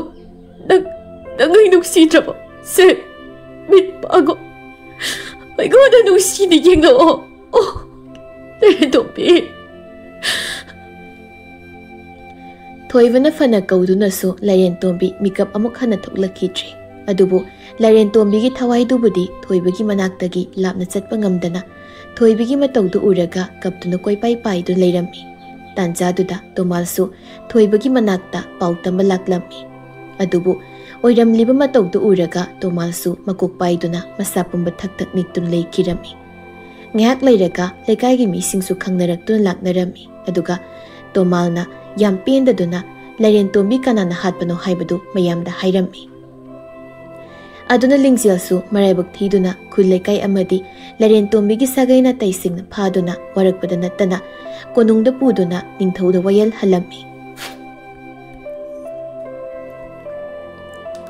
aduga Lingzilbu mapunsi supagi kaisumsangda langsinkirami asumna Lingzil kaisumsangda mapunsi supa kaptuna angaubi amagumna leikirami aduga thoibadi mamampagi manaktasu hansiyadana Lairen Tombi mabanigi apikpa nungsiba yumasaduda thoiba mathanta Lairen Tombi gi wakhalda Lairen Tombi bu ningsing kaptuna leikirami adubu Lairen Tombi gi thawaidunadi thoibana Lairen Tombi bu kayamuk yamna nungsijabagi haibadu yengzaduna thoibagi manakta lengduna dumak leirami adubu nongmadi mabanigi nungsibaduna heman kibana thoibana Lairen Tombi gi thawaidu mayek sengna uraklami aduna ꯂꯩꯔꯦꯟ ꯇꯣꯝꯕꯤꯒ ꯊꯣꯏꯕꯒꯗꯣ ꯌꯥꯝ ꯍꯔꯥꯎꯔꯝꯃꯤ ꯑꯗꯨꯒ ꯌꯥꯝ ꯅꯨꯡꯁꯤꯅꯅ ꯅꯨꯡꯉꯥꯏꯅꯁꯨ ꯌꯨꯝ ꯑꯗꯨꯗ ꯃꯣꯏ ꯑꯅꯤ ꯂꯩꯈꯤꯔꯝꯃꯤ ꯑꯗꯨꯕꯨ ꯃꯤꯌꯥꯝꯒꯤ ꯃꯤꯠꯌꯦꯡꯗꯗꯤ ꯊꯣꯏꯕꯁꯦ ꯂꯩꯔꯦꯟ ꯇꯣꯝꯕꯤꯒꯤ ꯋꯥꯈꯜꯗ ꯋꯥꯈꯜ ꯁꯣꯏꯔꯕ ꯑꯉꯥꯎꯕ ꯃꯤꯃꯥꯟꯅꯗ꯭ꯔꯕ ꯃꯤ ꯍꯥꯏꯕꯗꯨ ꯑꯣꯏꯔꯝꯃꯤ ꯑꯗꯨꯕꯨ ꯊꯣꯏꯕꯗꯤ ꯃꯤꯅ ꯀꯔꯤ ꯈꯜꯂꯤ ꯀꯔꯤ ꯉꯥꯡꯅꯔꯤ ꯍꯥꯏꯕꯒꯤ ꯃꯁꯥꯗ ꯑꯋꯥꯕ ꯁꯥꯎꯅꯤꯡꯕ ꯑꯃꯠꯇ ꯂꯩꯇꯅ ꯂꯩꯔꯦꯟ ꯇꯣꯝꯕꯤꯒꯤ ꯊꯋꯥꯏ ꯑꯗꯨꯒ ꯊꯣꯏꯕ ꯌꯥꯝ ꯅꯨꯡꯉꯥꯏꯅ ꯂꯩꯈꯤꯔꯝꯃꯤ